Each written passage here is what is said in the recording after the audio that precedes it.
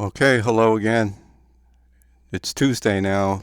It's 12:46 in the afternoon, and it's November 23rd, 2021 here in the U.S. on the East Coast. I'm just bringing a brief update on the volcano Cumbre Vieja and some very troubling and disturbing things that I'm noticing here, and I'll tell you what they are. The thumbnail that I intend to use for this, if you look at it, it shows what's going on right at the ocean right now to the west, and all the rocks that have been falling that I reported on last night. That's been tremendous amount of crumbled hot rocks, and you could see, if you can, how they've been reassembled. Their fragmentations from the volcano brought downstream and how they fell, and it almost looks like part of the volcano has reformed, if you know what I'm saying. It just gives the appearance. I'm not saying that literally is happening, of course not. You could see two main areas where it's just all massive amount falling off, and the delta is higher, much higher, way pushed out to the sea, and there's smoke coming from the water way out there. So much has been deposited, but you can't see that there's like at least two or three other falls, rock falls that have been that are shown there. That's happening also. So it's like, as far as I could see, there's at least five of those areas where all the rocks crumbled, fell down, and it just massively like formed again right on the side of the mountain coming out. So it kind of reminds me of like the volcano itself, like a side of it. I hope you know what I'm trying to say. I might not be describing it well. That the volcano itself seems to be crumbling, and all those fragments being brought down, and it's almost as if they're reassembled. That's all I'm trying to say. It just looks that way. So it's very interesting to look at it that way. And it's massive, massive, and that had to come from somewhere, and it came from the volcano apparently exclusively, and all that has been broken off, and that's only recent, and it's still pouring down. And this seems like it's just starting. It's continuing, and if this goes on again tonight, how much more is going to break off? That leads me to my second point, which really I should have mentioned first, but I wanted to say this as a preface, and now I'm going to say this. What struck me earlier, looking at the live stream footage recorded and up to date here now, is that to me it looks like that whole volcano just like is crumbling. That pieces are missing. Like it just, in other words, it looks much smaller, and that kind of tells me that all that rock has fallen off, and it's almost like it's crumbled off, and the volcano looks so much smaller right now. I mean, that's my observation, and it struck me, and put two and two together, the fact that all that other rock matter that came from there is now parked on the coast right off that cliff in so much, so it had to be coming from there, and that much had to come off and crumbled. And once more, this seems like it's just the start of it. I mean, tonight it could just continue and continue every night, depending. All right. So how much is gonna crack off before it seems like it's leveled almost, to the ground? And that struck me within days that this has basically happened. I may be wrong about that. It might be the angle, but I don't think so, because, like I say, your eyes don't lie. All that matter, those rocks are now are still falling and forming and depositing as it continues to fall off the cliff. And again, not in just one or two spots, as much as there is there, and unbelievable that's shown in that snapshot. But you can't see it, but there's one, two, three, at least three more I could see of the same thing, and probably that much matter that's accumulating as it's falling and making that cliff extend out on an angle, and then going right into the sea, and it's pushing way out. and the delta, forming. It's getting much larger, and it's all white smoke, hot in the water, creating steam all along there. So it looks like the volcano is just eroding. It's like just eroding and going down and down. All the rocks, I don't know what was happening there. I couldn't see it. I'm just saying my opinion. Seems like they all broke off and they're pushing all downstream, and it's just like breaking off, getting lower and lower and opening wider and wider. That's the way it appears to me. So I'm just saying what I see and my explanation, just reporting on it. Things are heating up there now. It's like 6 o'clock, so it's getting to nightfall again over there, and it's likely that we're going to see the same thing again tonight. It seems like there's been surprise after surprise the past 4 nights, one after another, amazing things, and in different ways. It's just amazing. That's what I think anyway. That's my explanation. I spoke about that there's been a lot of large quakes, one after another, continuously reported, within the past 24 hours, 36, 48, and 3 days and onward. But I'm mentioning the past 24 hours or so, or 36 hours, continuous large quakes. All right. Now it seems like at least nothing's really has been reported for a long time here now during the day or night, depending on where you are. So that kind of means pressure is building, and also quakes seem to go before eruption. So it's probably going to be a big eruption event again tonight and continue this. Continuous erosion and breaking off. That's what it seems like it's going to continue. All that matter is still pouring in from the last, from overnight, from all this time. It's still pouring in regardless of any new eruption that might take place again tonight in a major way. That might not seem too significant, or you might say, well, what's the big deal? Well, because everything else put together and that's going on, and whatever is cracking off and where, how extensive, and to keep eroding like that, and we don't know, especially if there's a large quake that still could very much be coming. Even though I've been sort of parroting this for weeks and weeks and weeks, and it's unclear what it would take, or the magnitude, or what, where, why, how, and who, etc., to make a big split in the island. And also having to look at the larger picture of this whole thing, that it's not just looking at the volcano, but it takes into consideration all the quakes that have happened, where they are, how extensive, the area that they keep expanding out to, the magnitude, increase in magnitude, and how the whole island all along here, and before this even started with the quakes and eruption to begin with, have been bombarded and really hit with like 40,000 quakes and tremors, and where they happened, how they started, how they progressed in a certain way on the ridge, and all hit everywhere. The whole ridge then seemed to concentrate on the west flank, and then moved up to the volcano, and expanded outward, and now expanding everywhere, really, mainly south, east, and north, and with large quakes.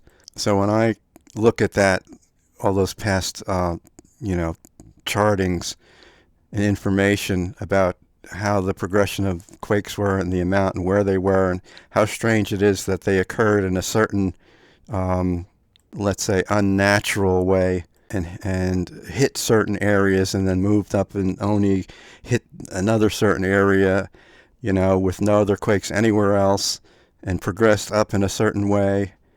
And I'll put it this way, suspiciously at a range of depth, and I'm going to mention the 10 to 15 kilometer range, where there's said to be an upper chamber there, and so consequently that's why the quakes are happening there. But I was going to come and do a video on this yesterday, and I might come back and do it, so that's why I'm going into this here for a second, because there's a lot of suspicious things going on with that. I see very strange exact formations of signatures that are totally unnatural and cannot be normal or just random, all right?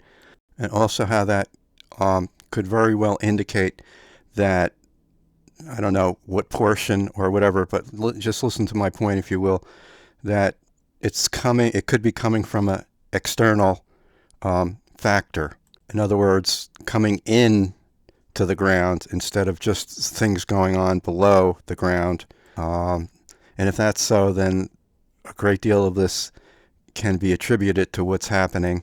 And an explanation, which I'm not going to give here, let's put it this way, shows that the depth that all of this is happening at is pretty much a clue that this could very well be the case. I am purposely talking vaguely here, so you might be saying, what's he talking about? And even if I do a video on this, I'm going to still be speaking very vaguely, which seems to be yet another of many signs that there seems to have been and is tampering with this volcano and this whole situation. That's about as far as I'm going to go to the line here to speak anything beyond that. Because like I just said, looking back through the months and before this even started, there was a certain non-randomness, an obvious non-randomness in how the quakes occurred, in a certain line all the way up, and nothing behind it, nothing after that, then in a certain region, and then upward in a certain direction, and then on that direction, then moving outward, that I don't consider just a magma movement or just random or just by accident. And I got the idea from thinking about that of termites. And you know how termites sort of bore into wood. They start from one area, then they keep eating away, and they keep going again and eroding and moving to certain parts. That's what this reminds me of, sort of like earthquake termites. That may sound strange, but I'm just making a term up here because what it reminds me of, or you could call it quake mites. So all of this has been going on all along and way before this started, all over the island, and especially on the crack and the magnitudes and everything. So it's not just concentrating on this little volcano there. It's not little now. But what I mean is in comparison to the big picture and everything else that is involved here. So whatever point this situation may be at, and seems to be very late in the game here, and whatever the cause is, natural or otherwise, how it all fits together, only God knows, can see the whole thing, what's happening here, and who, what, etc., why, and at what stage this is at. So that's the unknown variable. But again, I'll repeat, I hope you don't get sick of me saying this, but from a spiritual point, with the angels I see every day, every single day for months now, that gives me clues and signs and encouragement. And from the prophetic side, that this isn't by accident either, that something major is going on here, and God is warning, and God is, the only one with the full, complete knowledge of seeing every single thing that's going on with this, and every intention, every factor, whether internal from the earth, geological, or external from unnatural things or unseen things or space weather or any other thing. So that gives me hope to continue on here doing this. That every time I wonder about all of this, and about doing these reports and everything, and I look back on that, it's like I'm reminded that I'm being shown, and I have been over and over every day, angels, and that shows me God involved here, and encouragement, and showing signs, and reinforcing the prophetic aspect of this, which I'm here as the main reason for doing this, though I got involved in all this other thing of reporting and trying to figure things out, and my observations, and trying to learn as I go along here about everything, and giving some analysis, my opinion. There's really hardly anyone doing this right now. Really, there isn't. for certain reasons I'm not going to go into. So there's not many voices whatsoever out there like reporting this way.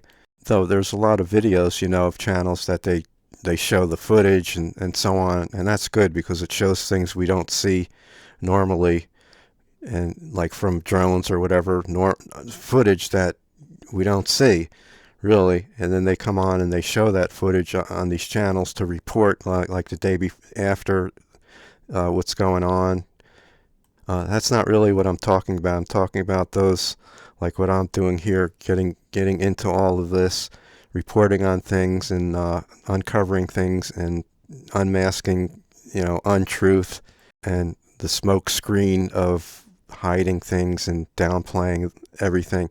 And again, from a spiritual standpoint, there's others who've been doing that, but again, there's the spiritual nature of what they believe and the whole prophetic, uh, their interpretations and what they believe, about prophecy is totally different than than where I come from on this, what's happening with the pre-tribulation and everything else that's involved, including what the true gospel is, and not having a grace centered, but works involved. So, for instance, and I'm going to close on this, I'll mention some of these things.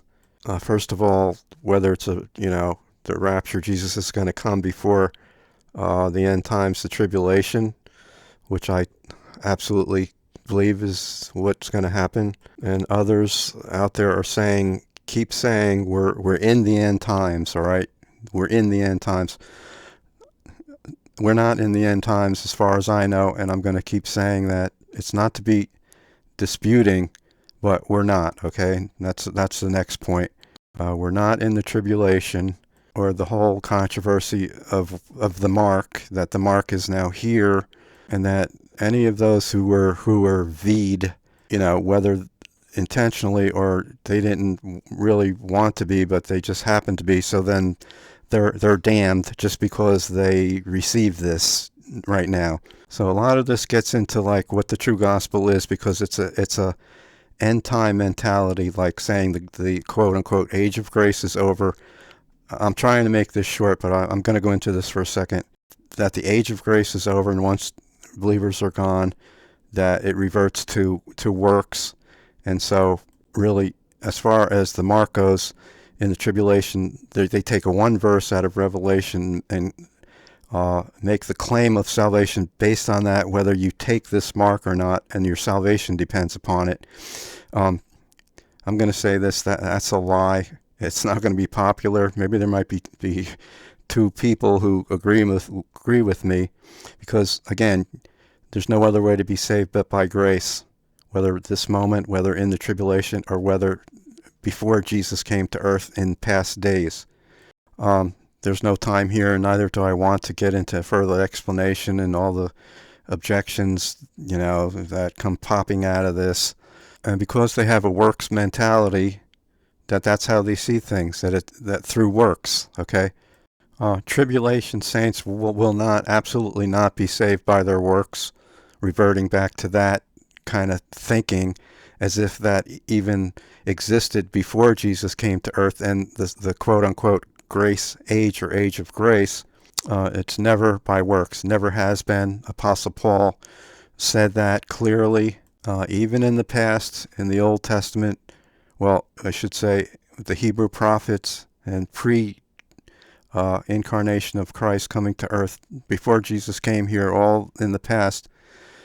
It never was by works, no matter what it might seem like or what's been taught or concluded. No, absolutely, it's never been by works. Paul, emphatic, over and over, tried to make that point, and he didn't come to start the grace gospel. It's always been by grace, always will be. I'll continue to say this no matter who accepts it or not. If there's two people left listening, I'm not being arrogant. Who's speaking these things anymore? No one, literally.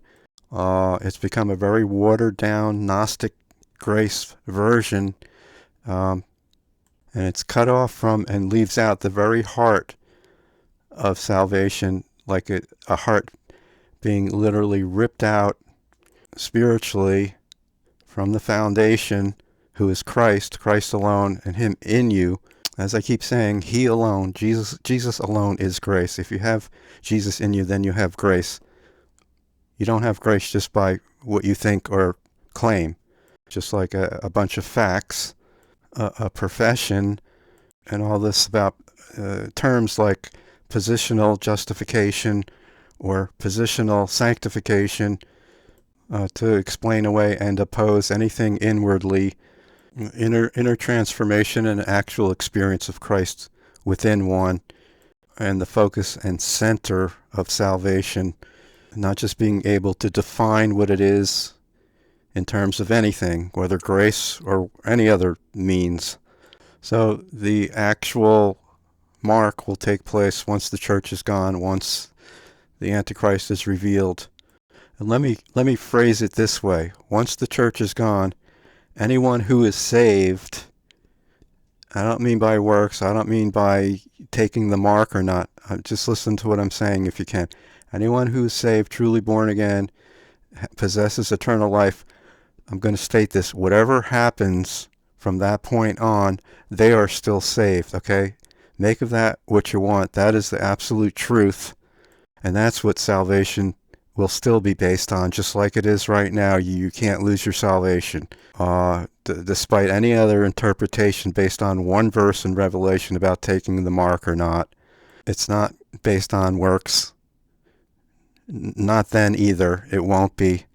That's what it's thought. That's the kind of mentality that's derived from a works salvationist standpoint of view by taking isolated verses in any way and catering to their own self-righteousness, or that by saying, by taking this arm thing, putting your arm here now, it because it changes your DNA, you no longer have this God DNA, and you're changed, and so you're automatically no longer saved. All kinds of bizarre things, which probably maybe the bulk of those who might listen to someone like me say this would probably be upset with me saying that and believe that that's the truth. And then with the whole Nephilim false teaching that I mentioned a few videos ago, like there's this race that exists and they're just damned just because the fact that they're the seed of this offspring from Satan, like they had no control over it, and they can't be saved, or whatever the thinking is. The point is, everyone has a choice. Every human being has now, and will have a choice in the tribulation, regardless of any of these things that's said to affect salvation. It's the choice of each individual. It will be. Salvation is by grace. It will be during the tribulation. Others are not going to lose their mental capacity to understand that or accept salvation from Jesus. I'm not going to get into all this. I can't. I mean, like with the zombie apocalypse and all of this, or you suddenly lose your soul, or you lose your ability to even choose anymore, salvation, all those kind of thoughts by what's happening here right now, and having taken the what. Now, just want to say I'm aware of all, those aspects of this and what's in it and all the terms and what it could mean, how it affects people, how it is likely to in the future. And I'm not saying all these things just to get in a debate about that. I don't want to be involved in that. I'm just saying it here in a video, and that's really as far as it goes with me. Especially anyone who wants to contradict that and start, getting all into this and contradicting it and whatever. So I'm aware basically of all those things just as much really as anyone else, though I'm not an expert at it. Others may be much more knowledgeable, but again, it's a matter of opinion, and no matter how much you say know all the exact details, but you come to certain conclusions that I don't think are the the right conclusions. It's a completely different belief tied into the prophetic scenario when Jesus is going to come. Like I just mentioned, saying we're in the tribulation. These are the end times. We're not in the end times. These are considered the last days. Jesus said, I will raise him up on the last day, and that's the rapture, okay? That's the last day as far as the rapture. And then the tribulation will take place, the end times, for 7 years. So that's what believers are waiting for the trumpet, the last trumpet to sound. And that's not referring to the trumpet judgments in Revelation. See, so many things people take out of context in so many ways, so many things. That's not what that is.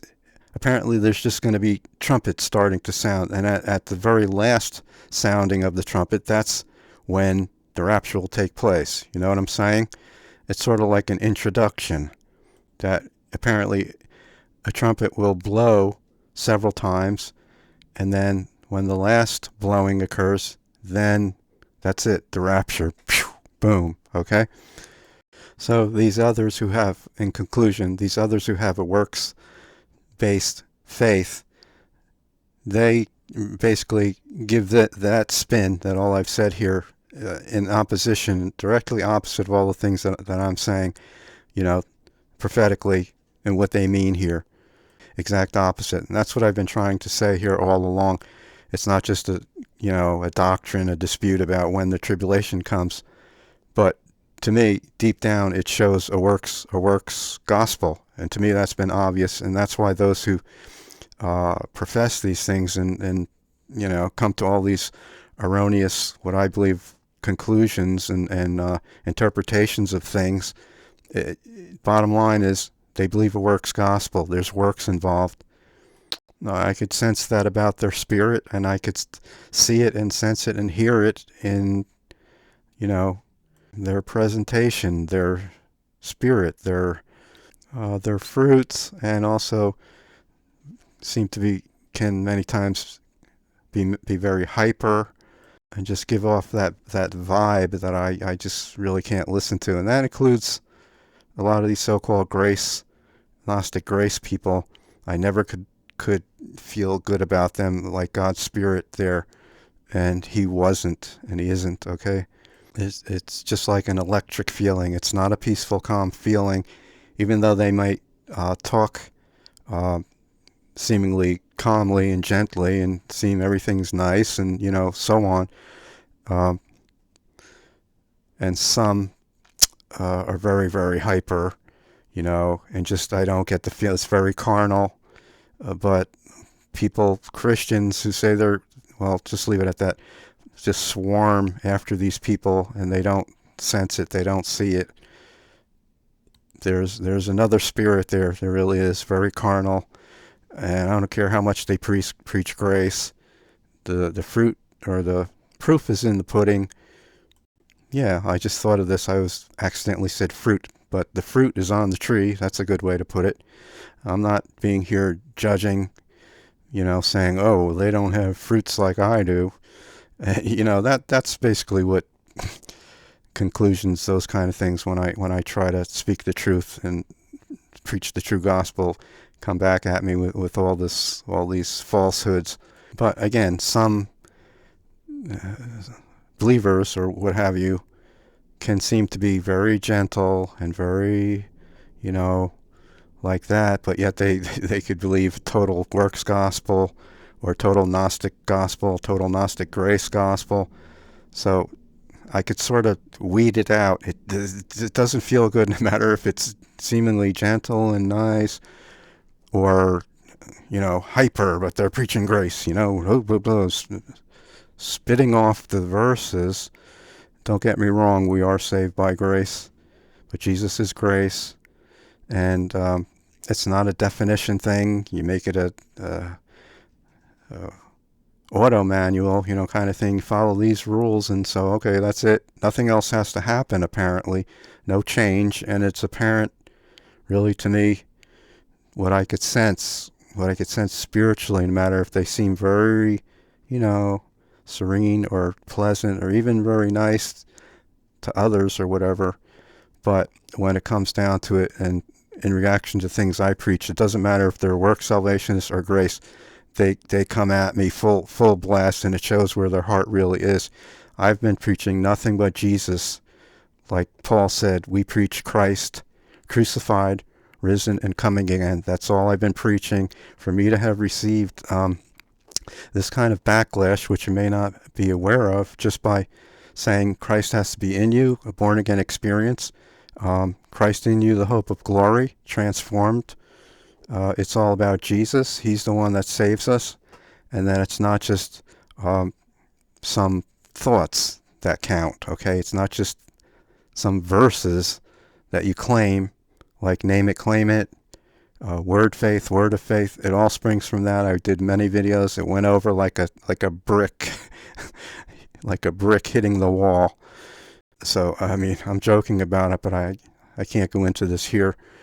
But isn't that strange? And if anyone has eyes to see and ears to hear, what the Spirit says, what I'm just saying here, that's all I've been preaching and teaching, and I've been opposed by all of them, really, all of them. Nothing I say is foreign. Nothing I say is unscriptural. It's all Jesus, all grace, born again. You can't lose your salvation. Once you're saved. All your sins are forgiven. I've been saying this all along. So what's the beef? Like the term used to be long ago, there used to be a commercial, or where's the beef? Same thing. How do you account for this fact that that's all I've been preaching is Jesus, Jesus, Jesus alone? He's everything of salvation. He has to be in you and changes you. You have his fruits. What's wrong with that? That's what these so-called grace Gnostics hit me back hard and came against me, and that's why they're gone. They don't come here. The other grace crowd, I'm trying to say this nicely because they basically didn't get it, and really there was opposition with them too, and most of them haven't returned here. And then, of course, the work salvationists, they were gone a long time ago. So I'm left with you guys, thankfully.